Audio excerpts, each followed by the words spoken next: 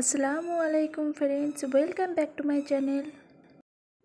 আবারও একটি নতুন রেসিপি নিয়ে চলে এসেছি।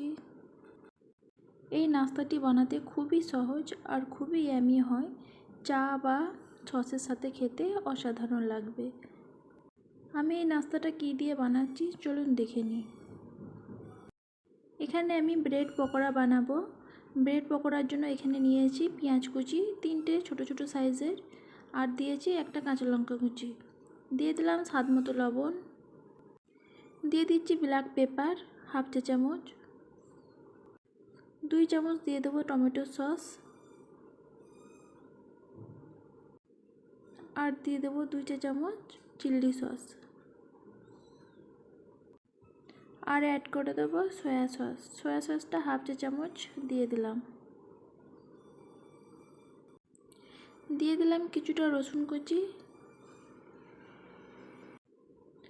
এখানে একটা বোলের মধ্যে কিছুটা পানি নিয়েছি, আর পাউরুটি নিয়েছি 3টে। পাউরুটিগুলো এই পানির মধ্যে ডুবিয়ে নেব। ভালো করে পানিটাকে নিচড়ে বের করে নিতে হবে পাউরুটির মধ্যে থেকে, যাতে পানিটা না থাকে। তো এভাবে আমি পানিটা বের করে নিচ্ছি। তো প্রত্যেক রুটিগুলো এভাবেই করে নেব। রুটিটাকে একেবারে শুকনো করে নিতে হবে যাতে পানি না থাকে। আমার চ্যানেলে যদি নতুন বন্ধু হয়ে থাকেন তাহলে সাবস্ক্রাইব করবেন, আর ভিডিওটি ভালো লাগলে একটি লাইক দেবেন।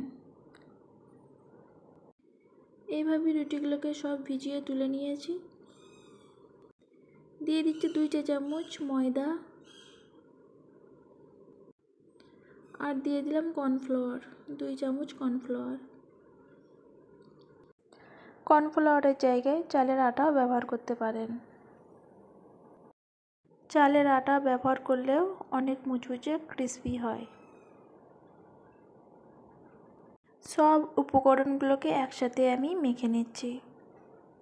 তো আমার মনে হচ্ছে আর একটু ময়দা লাগবে, তো আর 1 চা চামচ ময়দা দিয়ে দিলাম।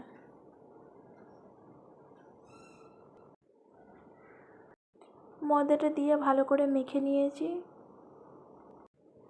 গ্যাস চুলা অন করে বসিয়ে দিয়েছি কড়াইটা গরম হয়ে গেছে। দিয়ে দিলাম 1.5 কাপ পরিমাণে তেল। তেলটা গরম হয়ে গেলে দিয়ে দেবো ছোটো ছোটো করে পকোড়াগুলো।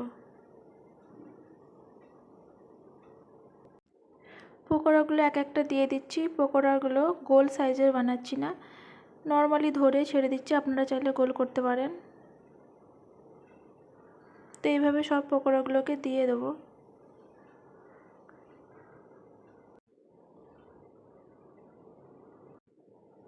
পকোড়াটার কালার দেখুন লালচে ভাব এসে গেছে। এক সাইডটা উল্টে নিচ্ছি। আর এই পকোড়াটা ভাজতে একটু সময় লাগে। আমরা অন্য পকোড়া ভাজলে খুব তাড়াতাড়ি ভাজা হয়ে যায়, এটা একটু ভাজতে সময় লাগবে। তো প্রথমে গ্যাসটা আমি হিট করে নিয়ে ভেজে নিচ্ছি, তারপরে আস্তে করে ভেজে নেব পকোড়াগুলোকে। ভালো করে উল্টে পাল্টে নিচ্ছি।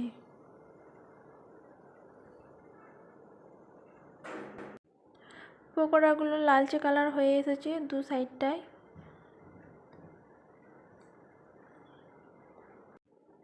তেল থেকে পকোড়াগুলোকে উঠিয়ে নেব।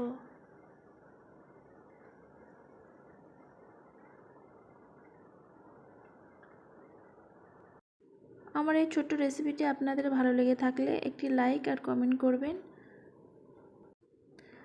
আর সাবস্ক্রাইব করে রাখবেন। সাবস্ক্রাইব করে রাখলে আমি যখনই ভিডিও ছাড়বো তো আপনাদের কাছে আগে পৌঁছে যাবে। আপনারা আপনাদের সময় মতো ভিডিওটি দেখে নিতে পারবেন, আর ভালো লাগলে একটি লাইক দেবেন। তো এখানে পকোড়াগুলো তেল থেকে উঠিয়ে নিয়েছি, আর বাকি যেটা ছিল সেটাও ভেজে নিচ্ছি। পকোড়া ভাজতে ভাজতে ভিডিওটি শেষ করলাম। আশা করছি আপনাদের ভালো লাগবে। আবারও নেক্সট কোনো ভিডিও নিয়ে চলে আসবো। আল্লাহ হাফিজ।